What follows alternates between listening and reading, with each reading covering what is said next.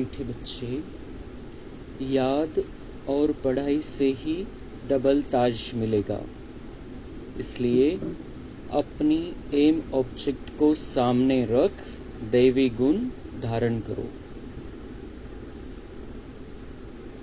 आपला उद्देश आपल्याला देवता बनायचंय, लक्ष्मीनारायण बनायचंय आणि विश्वाची बादशाही प्राप्त करायची.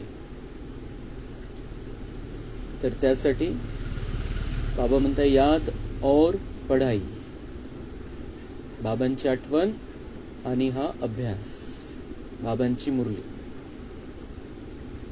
जितकी चांगल्या प्रकारे आपण बाबांची मुरली ऐकू तितक्या चांगल्या प्रकारे आपले विचार चालतील, संकल्प चालतील, भावना तशा प्रकारच्या निर्माण होतील.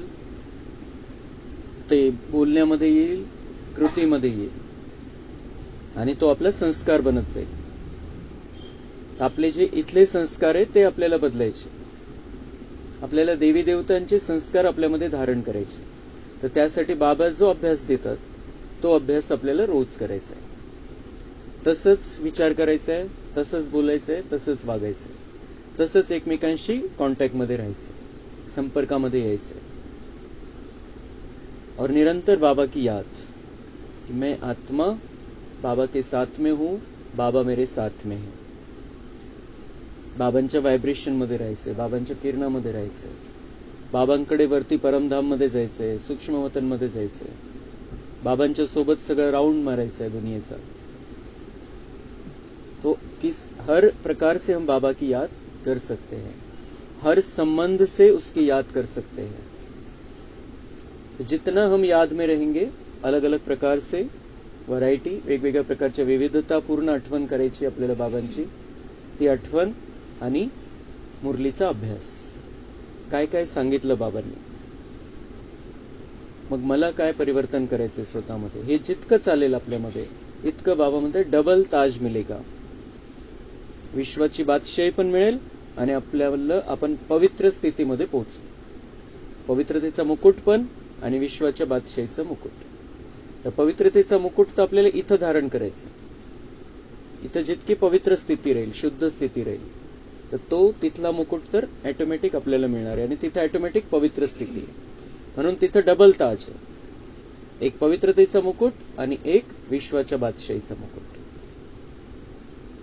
तर आपल्याला काय बनायचंय ते समोर ठेवून बाबा म्हणतात दिव्य गुणांची धारणा आपल्यामध्ये करा. प्रश्न है, विश्व रचयिता बाप तुम बच्चों की कौन सी खिदमत यानी सेवा करते हैं? उत्तर, बच्चों को बेहद का वर्षा दे सुखी बनाना यह खिदमत है. बाबा हमारी क्या सेवा करता है? बच्चों को बेहद का वर्षा देकर सुखी बनाना सबसे बड़ी सेवा है. बाबा क्या देता है हमें? बेहद का वर्षा, जो जन्म जन्मांतर काम में आएगा. वारसा हक्क कोणता देतोय? जो जन्म जन्मांतर कामात येईल, जो जन्म जन्मांतर आपल्या सोबत राहील आणि त्यांनी वारसा हक्क दिलेला आपल्याला सुख देईल. बेहद का वर्षा देकर सुखी बनाना, जे जन्म जन्मांतराचा वारसा हक्क देऊन आपल्याला सुखामध्ये ठेवणं, त्या सुखाच्या स्थितीमध्ये घेऊन जाणं, त्या सुखामध्ये जाण्यासाठी काय काय करायचं हे शिकवणं, त्या सुखामध्ये जाण्यासाठी कोणती ताकद आपल्यामध्ये पाहिजे ती ताकद आपल्यामध्ये भरणं, त्या क्षमता सगळ्या विकसित करणं, संस्कार परिवर्तन करणं, त्यासाठी वो सब कुछ बाबा करता है. ये उसकी सेवा है सारी. वो सेवा समझकर करता है, अहंकार के भाव में नहीं करता है. तो बाप जैसी निष्काम सेवा कोई कर नहीं सकता. कोणतीही कामना नाहीये. जी सेवा तो करतोय आपली, त्याच्यामध्ये त्याची कुठली इच्छा नाहीये की मला हे पाहिजे, मला माझं नाव झालं पाहिजे वगैरे वगैरे. वो निष्काम भाव से सेवा करता है. सेवा करता है, काम खत्म करता है और 2500 साल बिल्कुल रिटायर होकर बैठ जाता है. कोणत्याही प्रकारचं, इतक्या सुंदर दुनियेचा कुठल्याही प्रकारचा फायदा त्याला नाहीये, किंचित सुद्धा फायदा नहीं, लेकिन फिर भी वो सेवा करता है. तो ऐसी सेवा कभी भी कोई भी दुनिया में कर नहीं सकता है, जैसे हमारा बाबा करता है. दूसरी सेवा, बेहद का बाप किराए पर तख्त लेकर तुम्हें विश्व का तख्त नशीन बना देते हैं. बाबा म्हणताय मी हे तख्त, ब्रह्माचं भ्रुकुटी रूपी तख्त भाड्याने घेतो जसं, आणि त्या भाड्याने घेतलेल्या तख्तामध्ये येऊन त्या सिंहासनावरती बसून तुम्हाला विश्वाचा मालक बनवतो. मी स्वतः, माझं तख्त नाहीये, माझं शरीर नाहीये, मला ते भाड्याने घ्यावं लागतं, त्याला दलाली द्यावी लागते, वगैरे वगैरे बाबा बोलत असतात. लेकिन वो आता है दूसरे के तन में आकर हमको विश्व का बादशाह बना देता है. इतक्या सुंदर गोष्टी समजवतो, शिकवतो, इतकी सुंदर ट्रेनिंग देतो, ताकद भरतो आपल्यामध्ये. उंगली पकड़कर चलाने को तैयार है, इस पार से उस पार ले जाने को तैयार है. खुद ताऊसी तख्त पर नहीं बैठते, लेकिन बच्चों को ताऊसी तख्त पर बिठाते हैं. विश्व की बादशाही का जो तख्त है, जो ते एक जे राज्य करते होते उर्दू, ज्या वेळेला मुस्लिम राज्य करते, तर ताऊसी तख्त एक शब्द होता.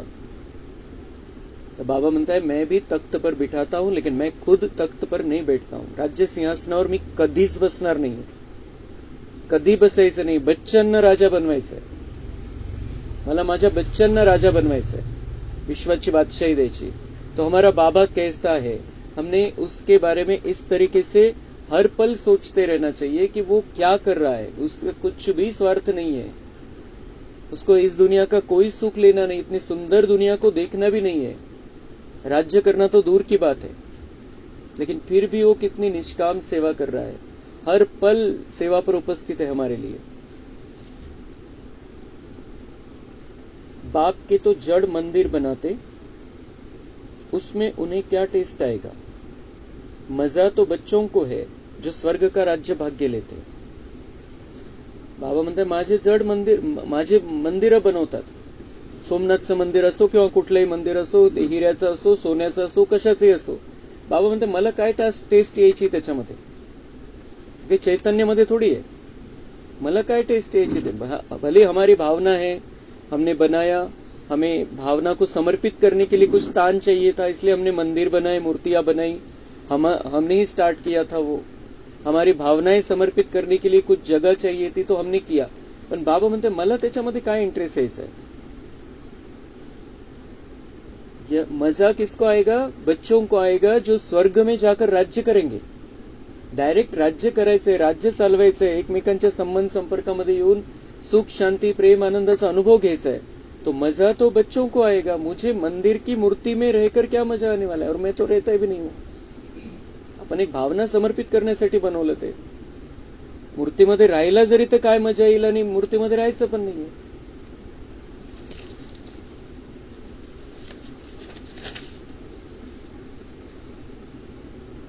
अच्छा, मीठे मीठे सिकिलधे बच्चों प्रति माता पिता बाप दादा का याद, प्यार और गुड मॉर्निंग. रूहानी बाप की रूहानी बच्चों को नमस्ते. हम रूहानी बच्चों की रूहानी बाप दादा को याद, प्यार, गुड मॉर्निंग, नमस्ते. वाह बाबा वाह, शुक्रिया बाबा शुक्रिया. धारणा के लिए मुख्य सार है, इस दुखधाम से बुद्धि योग निकाल नई दुनिया स्थापन करने वाले बाप को याद करना है, सतो प्रधान बनना है.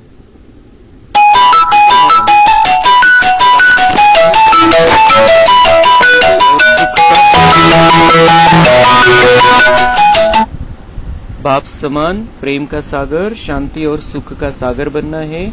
कर्म, अकर्म और विकर्म की गति को जान सदा श्रेष्ठ कर्म करणे. श्रेष्ठ कर्माचा परिणाम चांगलाच होतो, विकर्माचा परिणाम वाईट होतो, आणि अकर्म जेव्हा आहे तेव्हा आपण खूप पवित्र स्थितीमध्ये, सुख शांतीच्या स्थितीमध्ये. तर बाबा म्हणताय इन तीनों बातों को ध्यान में रखते हुए अभी संगम युग पर तुम्हें सुकर्म करने हैं, अच्छे कर्म करने हैं, श्रेष्ठ कर्म करने हैं. तो सुंदर नई दुनिया में पहुंच जाएंगे और वहां का मजा लेंगे. वरदान है, सदा उमंग उत्साह में रह, मन से खुशी के गीत गाने वाले अविनाशी खुशनसीब भव. आप खुशनसीब बच्चे अविनाशी विधि से अविनाशी सिद्धियां प्राप्त करते हो. आपके मन से सदा वाह वाह की खुशी के गीत बजते रहते हैं। वाह बाबा, वाह तकदीर, वाह मीठा परिवार, वाह श्रेष्ठ संगम का सुहावना समय, हर कर्म वाह वाह है। इसलिए आप अविनाशी खुशनसीब हो। आपके मन में कभी वाई, आई, क्यों, मैं नहीं आ सकता। वाई के बजाय वाह वाह और आई के बजाय बाबा बाबा शब्द ही आता आहे। तर बाबा म्हणतात हे जे तुमचं जीवन आहे हे उमंग उत्साहाचं जीवन पाहिजे, खुशीचे गीत गात राहायचे तुम्ही। कभी भी मन में प्रश्न नहीं आना चाहिए क्यों, वाई नहीं, क्यों ये प्रश्न नहीं आना चाहिए, और मीपना तो नहीं आला पाहिजे। वाई के बजाय वाह वाह, वाह वाह, वाह वाह आ जाए मन में कि वाह बाबा, वाह तकदीर, वाह मीठा परिवार, वाह बाबा, वाह तकदीर, वाह मीठा परिवार। आपल्या भाग्याचे गुण गात राहायचे, बाबांची वाह वाह बुद्धीमध्ये पाहिजे कि मेरा बाबा कैसा है, मेरे लिए आया है। वाह श्रेष्ठ संगम का सुहावना समय, हर कर्म वाह वाह। इसलिए आप अविनाशी खुशनसीब हो। वाह वाह करते रहना है, क्यों नहीं करना है, मैं नहीं करना है। वाह वाह, हर बात में वाह वाह।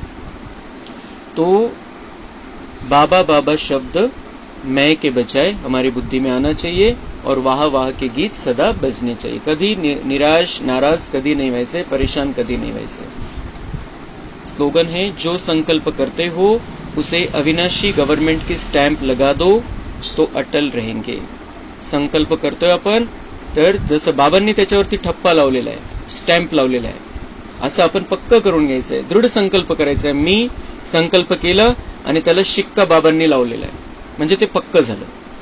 कोणतंही डॉक्युमेंट, जे कोणतंही कागदपत्र असतं, सरकारी कागदपत्र, याच्यावर जर शिक्का नाहीये तर त्याला पूर्ण समजलं नाही जात। तर ऐसे ही बाबा म्हणताय की तुम्ही संकल्प करा, मला असं करायचंय, मला असं राहायचंय, मला हा गुण धारण करायचा आहे, मला इतकी ह्या प्रकारची धारणा करायची, काही कोणताही संकल्प जी आपल्यामध्ये कमी कमजोरी आहे तिचं संकल्प करा आणि त्याच्यावरती असं समजा की आता बाबांचा शिक्का पडला त्याच्यावरती, तो वो पक्का हो जाएगा, हमारे मन में भी पक्का हो जाएगा।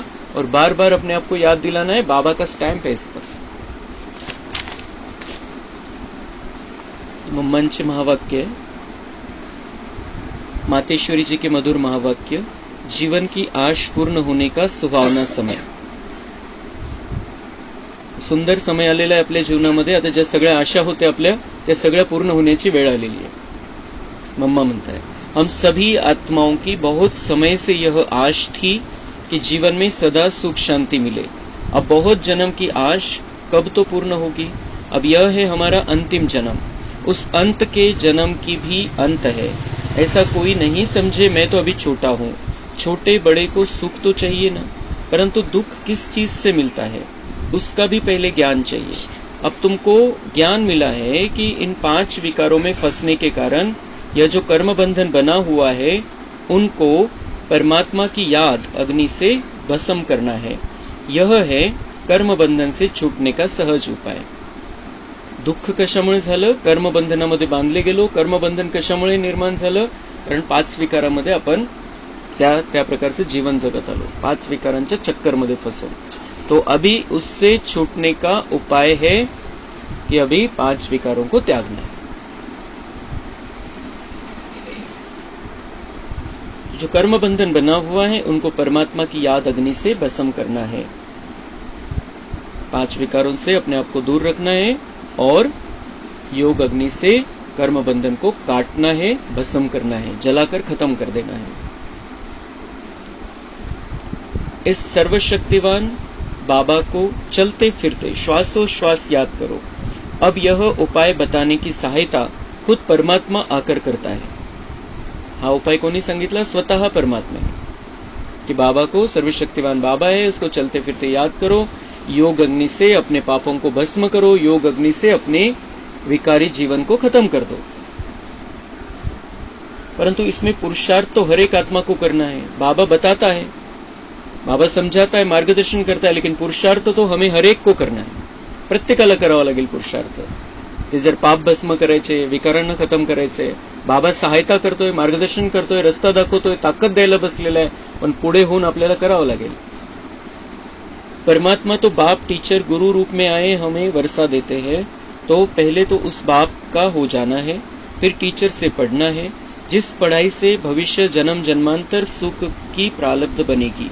अर्थात जीवन मुक्ति पद में पुरुषार्थ अनुसार मर्तबा मिलता है और गुरु रूप में पवित्र बनाए मुक्ति देता है.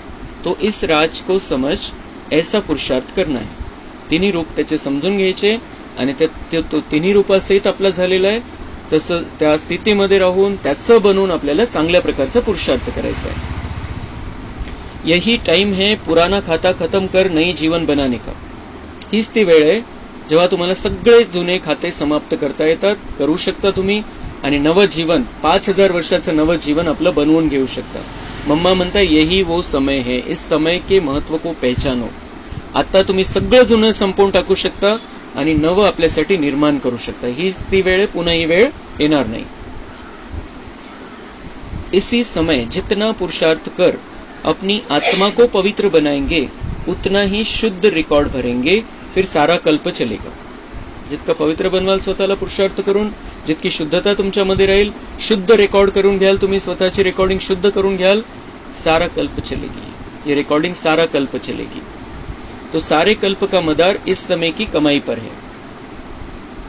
इथंच कमाई करून तिकडे घेऊन जायची आपल्याला. देखो इस समय ही तुम्हें आदि मध्य अंत का ज्ञान मिलता है. हमको देवता बनना है और अपनी चढ़ती कला है, फिर वहां जाके प्रारब्ध भोगेंगे.